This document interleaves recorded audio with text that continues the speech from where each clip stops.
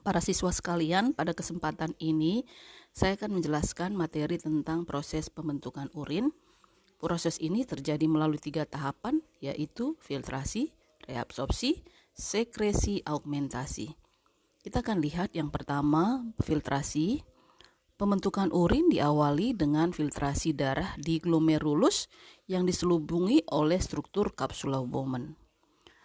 Hakikat dari filtrasi ini adalah memindahkan cairan darah yang ada di glomerulus menuju ruang kapsula Bowman dengan menembus membran filtrasi. Di dalam plasma darah terkandung berbagai bahan, baik yang masih diperlukan tubuh maupun yang tidak dibutuhkan tubuh lagi. Adanya peningkatan tekanan hidrostatik dari darah dan jumlah plasma darah dalam kapiler di glomerulus mendorong berpindahnya darah dan molekul yang ukurannya kecil yang terlarut di dalam darah tersebut. Misalnya glukosa, asam amino, natrium, kalium, klorida, bikarbonat, dan urea. Nah, molekul ini berpindah dari glomerulus ke kapsula Bowman. Sedangkan molekul yang berukuran besar seperti protein akan tersaring sehingga tetap mengikuti aliran darah untuk dibawa menuju sel-sel tubuh. Selain penyaringan molekul yang ukurannya besar, di glomerulus ini terjadi pengikatan kembali sel-sel darah, keping darah, dan sebagian besar protein plasma, sehingga bahan-bahan ini tidak ikut dikeluarkan. Hasil proses filtrasi adalah urin primer atau yang disebut juga dengan filtrat glomerulus. Urin primer ini mempunyai kandungan zat yang hampir sama dengan cairan darah. Misalnya, di dalam urin primer itu ada air, asam amino, glukosa, garam-garam, ion, senyawa urea, asam urat, dan kreatinin. Tahapan yang kedua adalah reabsorpsi. Reabsorpsi atau penyerapan kembali zat-zat yang masih diperlukan oleh tubuh. Di dalam urin primer tadi kan masih ada senyawa-senyawa yang diperlukan tubuh. Misalnya masih ada glukosa, asam amino, garam, dan ion-ion. Ini diserap kembali. Nah, tempat penyerapan kembali itu berlangsung di TKP, lengkung Henle, dan TKD. Tapi yang terbanyak adalah di TKP. Hasil dari reabsorpsi adalah urin sekunder. Jadi di dalam urin sekunder ini tidak lagi terdapat asam amino dan glukosa karena sudah diserap kembali. Tahapan yang terakhir adalah sekresi augmentasi. Tempat terjadinya ini mulai dari TKP, lengkung Henle, dan TKD. Tapi yang paling banyak terjadi adalah di TKD. Augmentasi itu sendiri pengertiannya adalah penambahan atau pengeluaran zat-zat yang tidak diperlukan tubuh lagi ke dalam urin sekunder tadi. Nah, hasil dari augmentasi ini adalah urin sesungguhnya. Urin sesungguhnya ini itu benar-benar mengandung zat yang tidak berguna lagi. Urin ini nanti disimpan untuk sementara di vesika urinaria. Kalau kantong kemih atau vesika urinaria sudah penuh, maka urin itu akan dikeluarkan melalui uretra. Kita akan melihat faktor-faktor yang mempengaruhi produksi urin. Produksi urin kita tidak sama dari saat ke saat. Ini tergantung dari beberapa faktor. Yang pertama adalah faktor eksternal, yang kedua adalah faktor internal. Kita lihat yang termasuk faktor eksternal itu faktor luar, zat-zat diuretik, kemudian suhu, lalu volume larutan atau jumlah air yang diminum, kemudian kondisi psikologis. Sementara yang merupakan faktor internal atau dari dalam tubuh itu adalah hormon ADH yang poin keempat, dan hormon insulin. Baik ya nak ya, saya akan bahas yang pertama zat-zat diuretik. Zat diuretik ini adalah zat yang merangsang pengeluaran urin. Misalnya kopi, teh, dan alkohol. Nah, zat-zat ini akan menghambat penyerapan air di TKD dan tubulus kolektifus.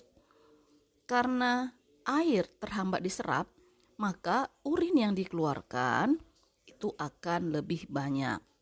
Jadi kalau kamu minum kopi, teh, alkohol, itu menyebabkan sering kencing atau buang urin. Yang kedua, faktor eksternalnya adalah suhu.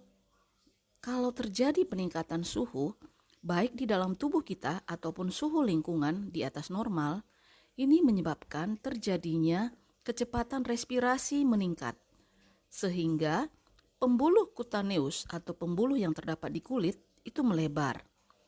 Cairan tubuh berdifusi dari kapiler ke permukaan kulit. Saat volume air dalam tubuh menurun, reabsorpsi air meningkat. Di samping itu, peningkatan suhu merangsang pembuluh abdominal mengerut sehingga darah di glomerulus dan filtrasi turun. Meningkatnya reabsorpsi dan berkurangnya aliran darah di glomerulus mengurangi volume urin. Inilah sebabnya nak ya, kalau dalam suhu lingkungan tinggi atau kita berkeringat, yang terjadi adalah kamu itu akan jarang atau semakin sedikit frekuensi kencingnya. Yang ketiga adalah volume larutan atau jumlah air yang diminum. Jika jumlah air diminum cukup banyak, kalau banyak minum nih ya, konsentrasi protein darah menurun, sehingga tekanan koloid protein menurun dan proses filtrasi menjadi kurang efektif. Selain itu ya, meningkatnya jumlah air yang diminum menyebabkan darah kita menjadi encer. Dampaknya sekresi ADH berkurang. ADH ini nak, antidiuretik hormon, itu merupakan hormon yang dihasilkan oleh hipofisis. Nah, gunanya adalah membantu penyerapan air di TKD dan tubulus kolektifus. Kalau ADH ini jumlahnya berkurang disekresikan, maka penyerapan air itu sedikit atau menurun. Akibatnya adalah urin yang dihasilkan menjadi encer dan volumenya pun meningkat. Berikutnya kita lihat hormon insulin ini merupakan faktor internal yang kedua. Kalau konsentrasi hormon insulin yang dihasilkan oleh kelenjar pankreas itu rendah, misalnya orang yang menderita diabetes mellitus atau kencing manis, kadar glukosa dalam darahnya tinggi. Nah, glukosa ini akan dikeluarkan melalui TKD. Adanya zat tersebut mengganggu reabsorpsi air yang berlangsung di tubulus contortus distal karena konsentrasi gula meningkat. Akibatnya, orang yang bersangkutan akan sering mengeluarkan urin dan di dalamnya urin masih terkandung zat gula.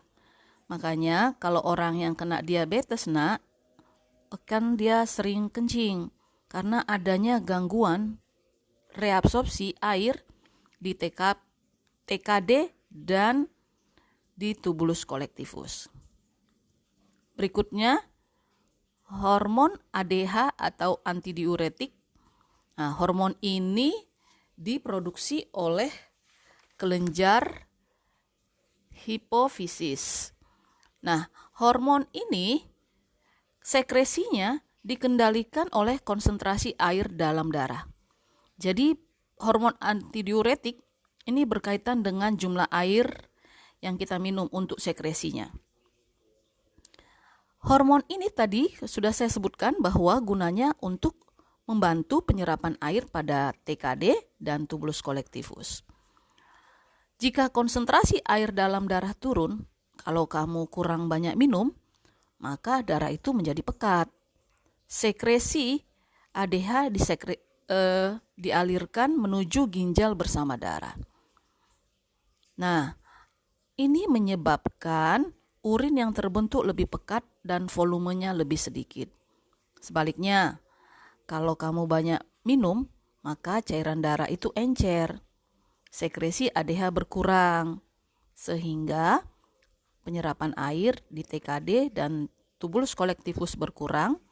Hal ini menyebabkan urin yang dihasilkan menjadi encer dan volumenya banyak. Jadi nak, sekresi ADH ini berbanding terbalik dengan jumlah urin yang dihasilkan. Kalau sekresi ADH-nya tinggi, maka urin yang dihasilkan juga sedikit. Saya memberikan contoh untuk kamu memahami cara kerja ADH ini terhadap urin yang dihasilkan seperti ini. Misalnya nih, kamu bayangkan ada sebuah mangkok, di dalamnya berisi air, sejumlah air ya. Kemudian ada spons. Nah, ketika kamu memasukkan spons ini ke dalam mangkok tersebut, maka air yang ada di dalam mangkok itu semakin berkurang. Anggaplah bahwa spons itu sebagai ADH. Jadi banyak air yang diserap di dalam tubulus kolektifus dan TKD, maka urinnya juga yang dihasilkan sedikit dan sebaliknya. Berikutnya, kondisi psikologis ini merupakan faktor eksternal. Kalau tubuh manusia terdapat gejolak emosi yang tinggi, misalnya sedang marah, stres, ini menyebabkan terjadinya peningkatan tekanan darah dan proses penyaringan darah akan lebih banyak dilakukan. Untuk itu, katup pada kantong kemih akan mengalami tekanan dan kontraksi kalau seseorang mengalami gangguan psikologis atau stres atau juga ketakutan atau saat marah. Maka dari itu, seseorang akan lebih sering buang air kecil. Ada beberapa gangguan pada ginjal. Yang pertama, nefritis. Nefritis ini berarti kerusakan pada nefron. Nah, tepatnya di glomerulus, ini karena masuknya kuman bakteri Streptococcus. Nah, kuman ini bisa masuk melalui udara. Nefritis mengakibatkan seseorang menderita uremia dan ödema. Uremia itu masuknya kembali urin dan urea ke dalam pembuluh darah, sedangkan ödema penimbunan air di kaki. Ini jadi kakinya bengkak karena reabsorpsi air terganggu. Berikutnya, batu ginjal.